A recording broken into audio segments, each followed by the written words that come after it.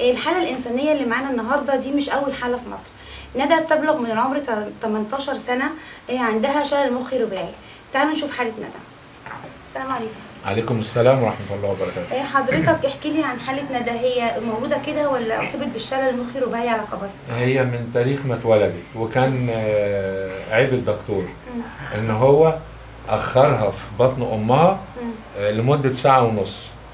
فكان كل ما يحاول إخراجها كان الحبل لافف على رقبتها. هي اتولدت طبيعي ولا قيصري؟ لا، اتولدت طبيعي، ولادة طبيعية.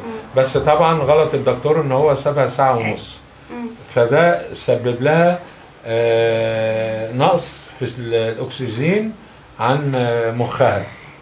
عمل لها شلل مخي رباعي ودمور في خلايا المخ. ما بتتكلمش هي؟ لا، كلامها ضعيف وما يفهمش كلامها غير احنا ابوها وامها. ندى ازيك يا ندى؟ ندى ازيك؟ ممكن تكلميني؟ سلمي عليا. تعرفي؟ ها انت كويسه الحمد لله؟ بقول لحضرتك، طب يعني ايه اللي انت طالبه او اللي انت عايزه الندى؟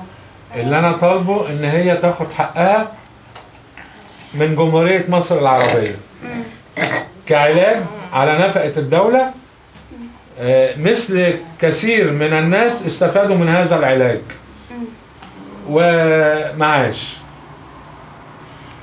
حضرتك طب معلش، انت كنفقات لعلاجها. حضرتك عرضت حالة ندى لكذا دكتور او طالبت مثلا قبل كده وحد استجاب من المسؤولين لحضرتك؟ انا طالبت قبل كده، ووزير الصحة كان اسمه، يعني مش متذكر كان اسمه ايه بالظبط، تاج الدين تقريبا. وعمل لها كونسولتو وبعتني لدكتور اسمه سليمان طاحون بالمنشية، واثنين دكاترة من مستشفى الطلبة. طب قالوا ايه على حالتك؟ قالوا ان شلل مخي رباعي، وكأي يعني اجراء من اي دكتور انا بروح. يعني علاجها ايه؟ كان علاجها ايه اللي كتبوا لها عليها؟ كتب لها العلاج المعتاد من بعض الدكاترة، سيردالود برشام وشراب لكسبران، ويعني حاجات عادية جدا، وما استفدتش انا حاجة. بتوجه كلمتك دلوقتي لمين وطالب ايه بالظبط لمين؟ انا يعني بوجه كلمتي للمسؤولين، وانا ما بطلبش يعني ما بتسولش علاج بنتي. انا بس بطالب بحقها ان هي تتعالج على نفقة الدولة، مثل كثير من الناس اتعالجوا على نفقة الدولة، وبطالب بمعاش شهري نفقات علاجها. زي ما انتم شايفين ندى طبعا شلل مخي رباعي، مش قادره تتحرك، مش قادره تتكلم، مولوده بالشكل دون. بابا طبعا الكلمه اللي قالها ما بيتصورش، مش عايز اي مساعدات من اي حد غير حق ندى على الدوله، ان هم يعالجوها او يشوفوا لها علاج ويصرفوا لها.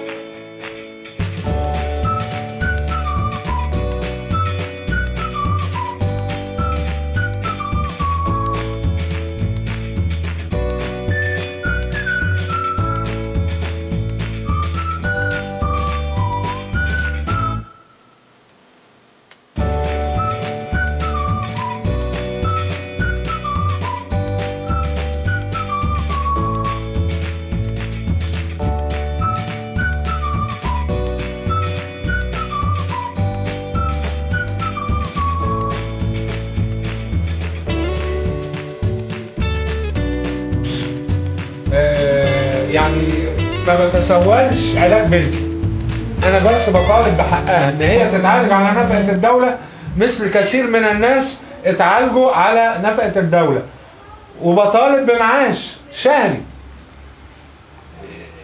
نفقات علاجها. زي ما انتم شايفين ندى طبعا شلل مخي رباعي، مش قادره تتحرك، مش قادره تتكلم، مولوده بالشكل دون. بابا طبعا الكلمه اللي قالها ما بيتصورش، مش عايز اي مساعدات من اي حد غير حق ندى على الدوله، ان هم يعالجوها او يشوفوا لها علاج ويصرفوا لها مبلغ